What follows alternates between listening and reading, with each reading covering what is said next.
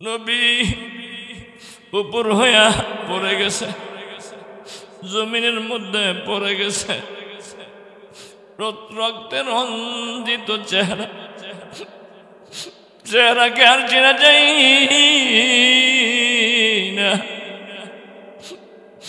এই অবস্থা দেখে একজন সাহাবী আব্দুল্লাহ ইবনে রাওয়াহা দৌড়ে গেছে। আবার আবু বকর সিদ্দিক রাদিয়াল্লাহু তাআলা আনহু গেছে। আবু বকর সিদ্দিক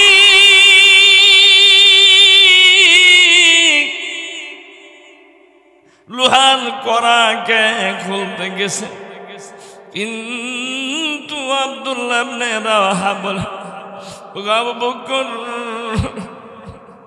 আপনি লোহার কড়াটা খুলতে যাইবেন না, আপনি তো বড় সাহাবী, আপনার আমল বেশি ভালো, আপনার মর্যাদা অনেক ভালো, সুতরাং আপনি লোহার কড়া খুলতে যাইবেন না, এই কাজটা আমাকে করার জন্য দেন। আল্লাহু আকবার। এই কাজটা আমাকে করার জন্য দেন। এইবার সাহাবী লোহার কড়া খোলার জন্য গেছেন। লোহার কড়া আমার নবীর মাথা মোবারক থেকে খোলার জন্য গেছেন, কিন্তু আস্তে আস্তে টান দিলে এই অবস্থা লোহার কড়াটা বাহির হবে ঠিক, নবীজি ব্যথা পাবে, কষ্ট পাবে না। আমার নবীকে ব্যথা দিতে পারবো। আব্দুল্লাহ ইবনে রাওয়াহা এই অবস্থা, লোহার কড়া খুলতে গেলে লোহার কড়া মুখ দিয়ে দুইটা দাঁত দিয়ে এমন ভাবে চেপে ধরেছে, চাপ দিয়ে ধরে আস্তে টান না দিয়া এমন ভাবে টান দিয়েছে, যেহেতু লোহার কড়া হাড্ডির মধ্যে পর্যন্ত বিঁধে ছিল, এই লোহার কড়া টান দিয়েছে জোরে, সাথে সাথে লোহার কড়াও বাইর হয়েছে এবং তার একটা দাঁত পড়ে গেছে। আল্লাহু আকবার। এবার দৌড়ে আবু বকর যায়। আবু বকর বলেন, বাকি লোহার কড়াটা আমাকে দাও, আমি খুলি, আমাকে দাও। আব্দুল্লাহ ইবনে রাওয়াহা বলেন, না, আপনি বড় সাহাবী, লোহার কড়া আপনি খুলতে যাবেন না, আমি ওই খুলি। আবু বকর বলেন, তোমার না একটা দাঁত ভেঙে গেছে? আমার একটা দাঁত কেন, আমার সব দাঁত কেন? আমার জীবনটা যদি মুহাম্মাদুর রাসূলুল্লাহ সাল্লাল্লাহু আলাইহি ওয়াসাল্লামের জন্য চলে যা, এরপরেও আমি লোহার কড়াটা খুলে ছাড়ব। আল্লাহু আকবার। আবার গেলেন লোহার কড়া খোলার জন্য, আবার চাপ দিয়া দাঁত দিয়া লোহার কড়াকে ধরল, লোহার কড়াটাকে খোলার জন্য আবার চাপ দিয়ে ধরে লোহার কড়াটা খুলছে, কিন্তু এত সুন্দর করে খুলছে, নবীজির রক্ত মুবারক চপ চপ করে পড়তেছে। আরে আল্লাহর পরে যার ইজ্জত আর সম্ভব, দয়াল নবী, মায়ের নবী, নবীজি সাল্লাল্লাহু আলাইহি ওয়াসাল্লামের কাছে এক সাহাবী আসে, হুজুর আপনি কাফেরদের বদদুয়া করেন, আপনি তো রহমতের নবী, দোয়া বদদুয়া করলেই তো কবুল হয়ে যায়, আপনি বদদুয়া করেন। নবীজি বলেন, তাহলে আসো। নবীজি হাত মোবারক বিছাইছে, হাত মোবারক বিছাইছে, সাহাবীরা উল্লাসিত, নবী বদদুয়া করবে আর মারা যাবে। নবীজি সাল্লাল্লাহু আলাইহি ওয়াসাল্লাম হাত উঠাইলেন, আর হাত উঠাইয়া উম্মতের জন্য দোয়া করে, আল্লাহুম্মা হদি কওমি ফাইন্নাহুম লা ইয়ালামুন, আল্লাহুম্মা হদি কওমি ফাইন্নাহুম লা ইয়াহদি। রব্বুল আলামিন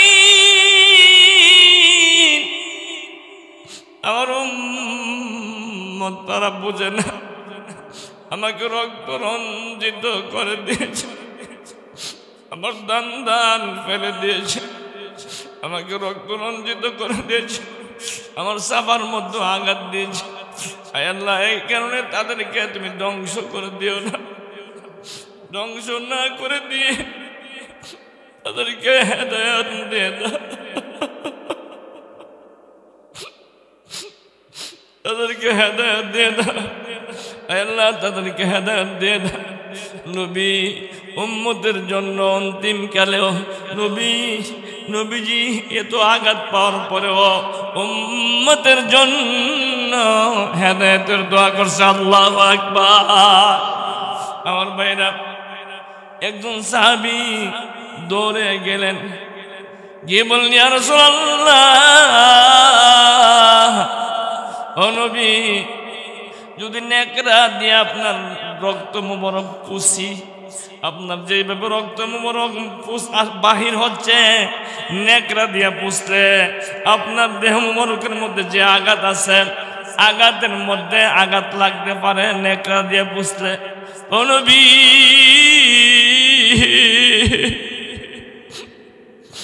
এই জন্য নেকড়া দিয়ে মুছব না, নিজের জিহ্বা লাগাইয়া আস্তে আস্তে রক্ত গুলি পান করতেছে। নবী বলেন, ও সাহাবী, রক্ত পান করা হারাম, রক্ত পান করিও না। সাহাবী বলেন, ইয়া রাসূলুল্লাহ, আমি যদি নেকড়া দিয়ে আপনার রক্ত মোবারক পুষি তাহলে আপনি ব্যথা পাইবেন। ও নবী,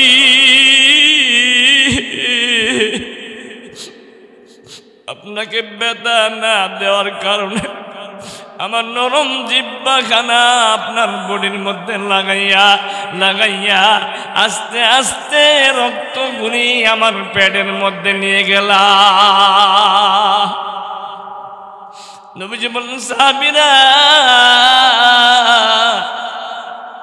কেউ যদি জান্নাতি মানুষ দেখতে চাও, ও সাহাবীরা, জান্নাতি মানুষ যদি দেখতে চাও তাহলে আমার মালিক বিন সিনান সাহাবীর নাম, আমার মালিক বিন সিনানের দিকে তাকাও।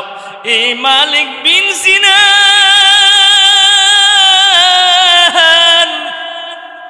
আমি নবীর রক্ত পান করেছে, আমি নবীর রক্ত সে পান করছে, তার বডিটার জন্য জাহান্নামের আগুন হারাম। আল্লাহু আকবার। তার বডিটার জন্য জাহান্নামের আগুন হারাম। আমার ভাইরা, এই অবস্থা, নবীজি একটা গর্তের মধ্যে পড়ে গেছে। গর্তের মধ্যে পড়া 10 জন সাহাবী নবীজিকে মানব বর্ম দিয়েছে, কাফেরদের কোনো হাতিয়ার যেন আমার নবী পর্যন্ত না আসতে পারে। 10 জন সাহাবী, এই 10 জনের মধ্যে একজন একজন করে শহীদ হচ্ছে। আমার ভাইরা, যায়েদ রাদিয়াল্লাহু আনহু, যায়েদ ইবনে আবু দুজানা একজন সাহাবী।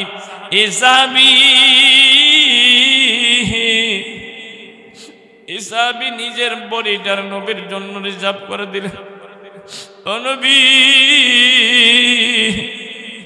আপনার জন্য আমার বডিটার রিজার্ভ করে দিলেন।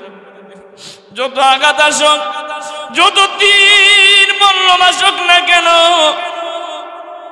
আমার বডিটার আপনার জন্য রিজার্ভ করে দিলাম।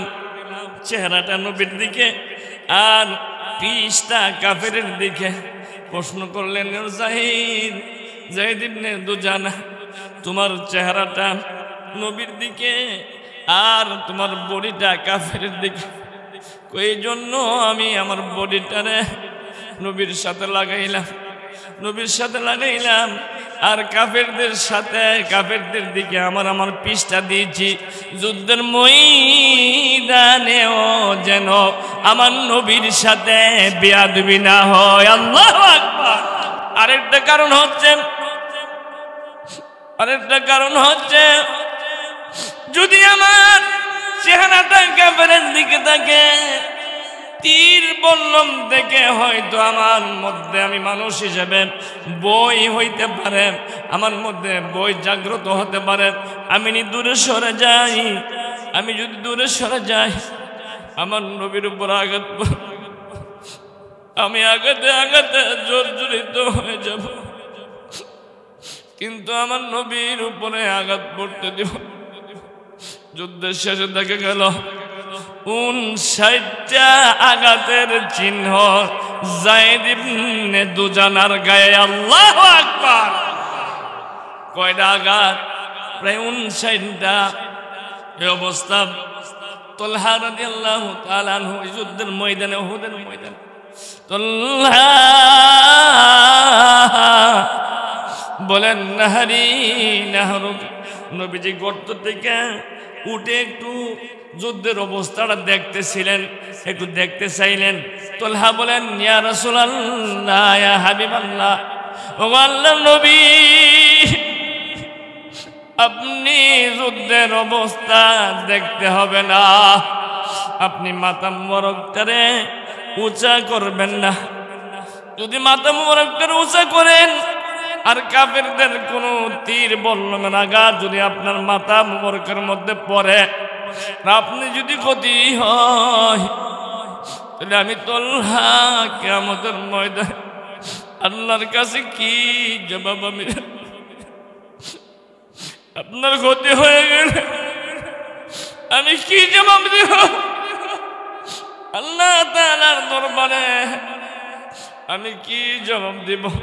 ও নবীজি, আপনি মাথা মোবারককে নিচে করে রাখেন, আমি তালহা মাথার উঠাইয়া যুদ্ধের অবস্থাটা দেখে আপনার কাছে বলবো।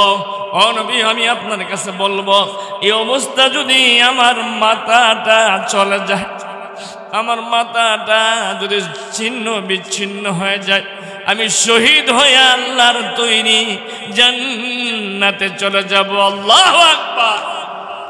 সুতরাং আপনি মাথা মোবারক উঠাইবেন না। তালহা রাদিয়াল্লাহু তাআলা আনহু নাহরি লিনাহরিকা ওয়াজহি লিওয়াজহিকা ফিদাউন নাফসি লিনাফসিকা ফিদা ওয়াজহি লিওয়াজহিকা ফিদা নাফসি লিনাফসিকা ফিদাউন ওয়াজহি লিওয়াজহিকা ফিদা। ইয়া রাসূলুল্লাহ, ইয়া হাবিবাল্লাহ, আপনার চেহারার জন্য আমার চেহারাটাকে আমি রিজার্ভ করে দিলাম, আপনার সিনার জন্য আমার সিনাকে আমি রিজার্ভ করে দিলাম, আপনার জানের জন্য আমার জানটাকে আমি আল্লাহর দরবারে রিজার্ভ করে দিলাম। আল্লাহু আকবার! যত আঘাত আসুক আমার উপরে আসতে পারে, আমার নবীর উপরে আমি পড়তে দিব না। ডান দিকে আঘাত আসে, কেমন আশেক ছিলেন, ডান দিকে আঘাত আসলে ডান হাত দিয়ে ফিরে, বাম দিকে আঘাত আসলে বাম হাত দিয়ে ফিরাই, আবার ডান সিনা দিয়া ফিরাই, বাম সিনা দিয়া ফিরাই। কিন্তু না,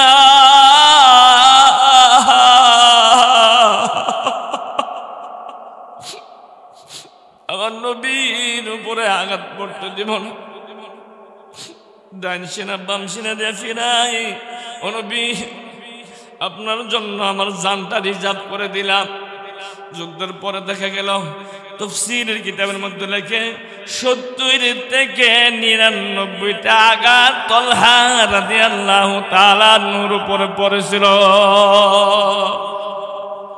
70 থেকে 99টা আঘাত। নবীজি একটা পাথরের উপর উঠতেছিল, পাথরের উপর 3 বার সাইসে উঠতে পারে না। তালহা 70 থেকে 99টা আঘাত প্রাপ্ত হওয়ার পরেও নিজের বডিটারে উপর করে দিলেন। হুজুর,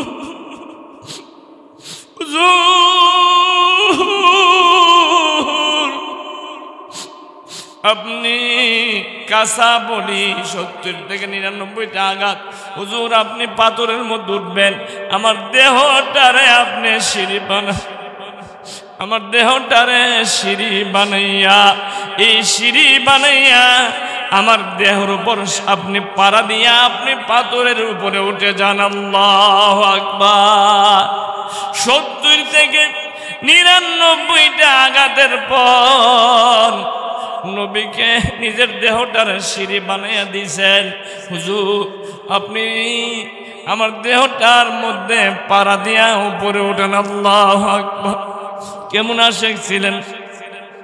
आशिकों का क्या मजा है माशिकों से पूछियो, आशिकों का क्या मजा है माशिकों से पूछियो, अरे शाह गुल में क्या मजा है बुलबुलों से पूछियो, शाह गुल में क्या मजा है बुलबुलों से पूछियो, इश्क़ अव्वल दर दिले माशूक पैदा मिशावा, ताना सूजद शमअ कई परवाना शहीदा मिशावात, ताना सूजद शमअ कई परवाना शहीदा मिशावात। अल्लाहु আকবার। আমার ভাইরা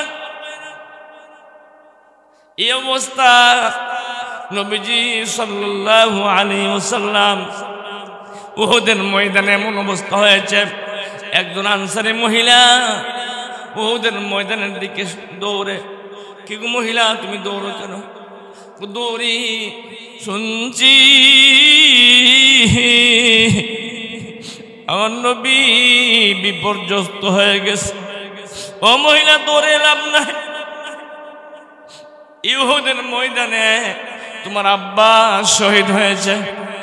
মহিলা বলেন আব্বা শহীদ হোক না হোক আমার তাতে কোনো আসে যায় না। আরেকটু সামনে যাওয়ার পর ও মহিলা তোমার সন্তান শহীদ হয়েছে। মহিলা কর্ণপাত করে নাই। আরেকটু সামনে যাওয়ার পর মহিলা তোমার ভাই শহীদ হয়েছে। মহিলা কর্ণপাত করে নাই। মহিলা উহুদের ময়দানে চলে গেছে, গিয়া মুহাম্মাদুর রাসূলুল্লাহ সাল্লাল্লাহু আলাইহি ওয়াসাল্লামকে দেখার পর মহিলা বলেন কুল্লু মুসিবাতিন বা'দাকা সগীরাতুন ইয়া রাসূলুল্লাহ, কুল্লু মুসিবাতিন বা'দাকা সগীরাতুন ইয়া রাসূলুল্লাহ। আল্লাহু আকবার। ও নবী আমার ভাই শহীদ হোক, আমার আব্বা শহীদ হোক, আমার ছেলে শহীদ হোক, তাতে কি তোর কিছু আসে যায় না? ও নবী আপনি অক্ষত আছেন, আপনি নিরাপদে আছেন, বেঁচে আছেন, আমার সব গেলেও তাতে আমার কোনো আসে যায় না। আল্লাহু আকবার। আমার ভাইরা উহুদের ময়দানে হানজালা রাদিয়াল্লাহু তাআলা আনহু নতুন বিয়ে করেছে। নবীজি বলছেন হানজালা তোমার রুখসত, উহুদের ময়দানে তোমার যাওয়া লাগবে না, যেহেতু তুমি নতুন বিয়ে করছো সুতরাং তোমার যাওয়ার দরকার নাই। উহুদের ময়দানে শেষ রাত্রে যখন মুয়াজ্জিন আযান দিব হাইয়া আলাস সালাহ, কিন্তু মুয়াজ্জিন বলে হাইয়া আলাল জিহাদ, জিহাদের দিকে চলো। মুহাম্মদ নাই, উহুদের ময়দানে মুহাম্মদ শহীদ হয়ে গেছে। হামজালা আল্লাহর নবীর সাহাবী, এমন আশিক রাসূল ছিলেন। হানজালা নতুন বিয়ে করছে, ফরজ গোসল করবে, তারা পুষ্করণী ছিল না, মস্ক পরে পানি তার মাথার উপরে ডালবে। হানজালা এই সমস্যা কে যেন বলতেছে উহুদের ময়দানে মুহাম্মদ শহীদ হয়ে গেছে। হানজালা পাগলের মতো দৌড়ে করে গেছে, বিবির কাছে বলল বিবি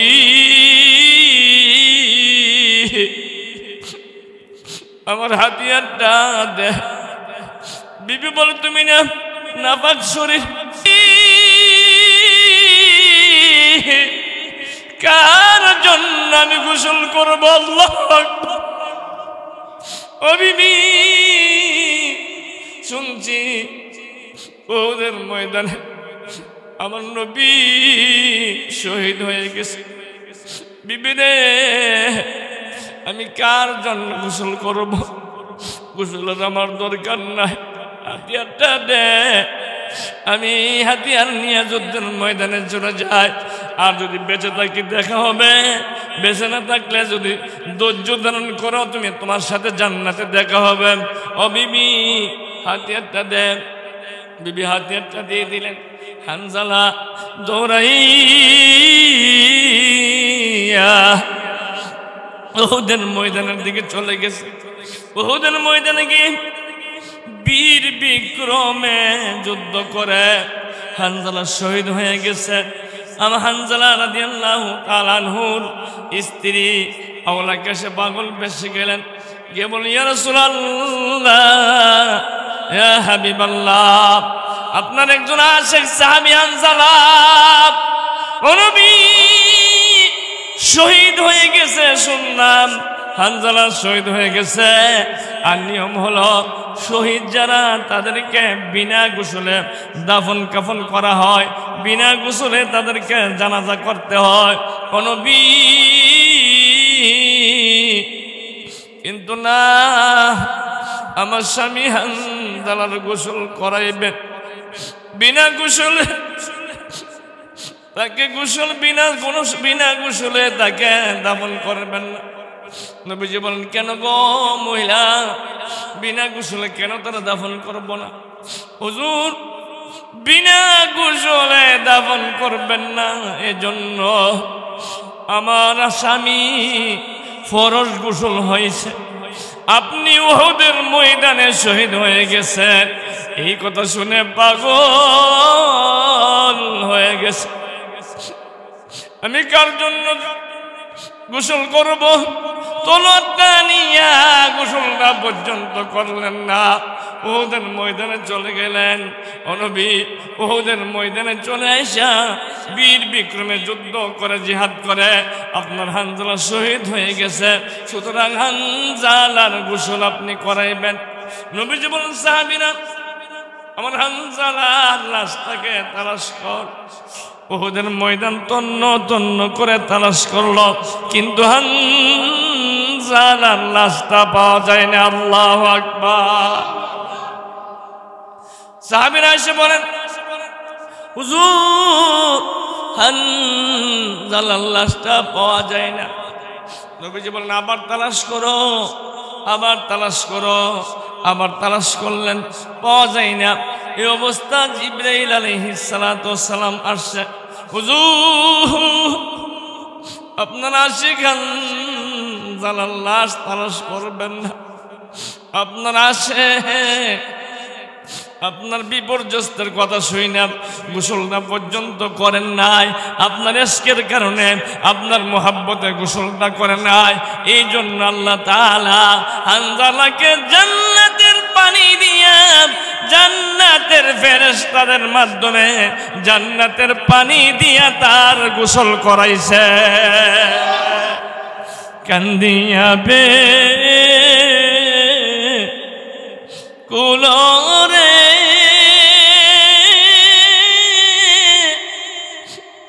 হানজালা শহীদ রে, কলিজা সিরিসে রেশে জঙ্গে মহদে, নবীর এক সাহাবা ছিলেন, হানজালা নামেতে তিনি শহীদ হয়েছিলেন। বিবাহের রাত্রিতে রেশে জঙ্গে মহদে, নবীর ডাকে গভীর রাতে কোহেন বিবির তর রাত্রে যাচ্ছি রোনে বিদায় দেওয়া মারে রে যাব জঙ্গে মোদে হাত তুলে স্ত্রী বলে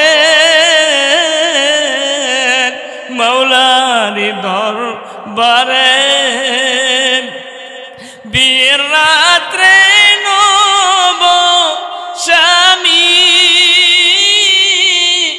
সপিলাম তু মারে রে সে জঙ্গে মোদে যুদ্ধে গেলেন শহীদ হইলেন না পাক হালাতে নবী শুনেন সাহাবীদের বলেন গোসল দিতে রে সে জঙ্গে মোদে আমার ভাইরা আশিকের গো আশিক রাসূল তারা হলো আশিক রাসূল খাঁটি আশিক রাসূল আর আমরা হলাম বুকাস মাকা আশিক যদি কোন ঠিক কিনা আমরা বুকার কাজে কর্মে কাজের সাথে আমাদের কোনো মিল আসেনি কথা কোনো মিল আসেনি এক ব্যক্তি মহিলা রাতের বেলা ঘুমাই রয়েছে জামাই মারা গেছে মহিলা কাঁদতেছে আরে আমি যে আমার জামা মরে গেছে গাই কম বয়সে আমার ঘরের সোফা বোঝেন না সোফার মধ্যে কাটা থাকবো এক বাট পারে গেছে চুরি করতো আর কি এক হইলে যে কিরে আমি আসি না মহিলা কারে আইসি বাট পাড়তে পাইছি ক আমার অতলে দামের শাল দিয়ে কেটে নেব এ বাট পার আমি আসি না দুইবার গেছে আচ্ছা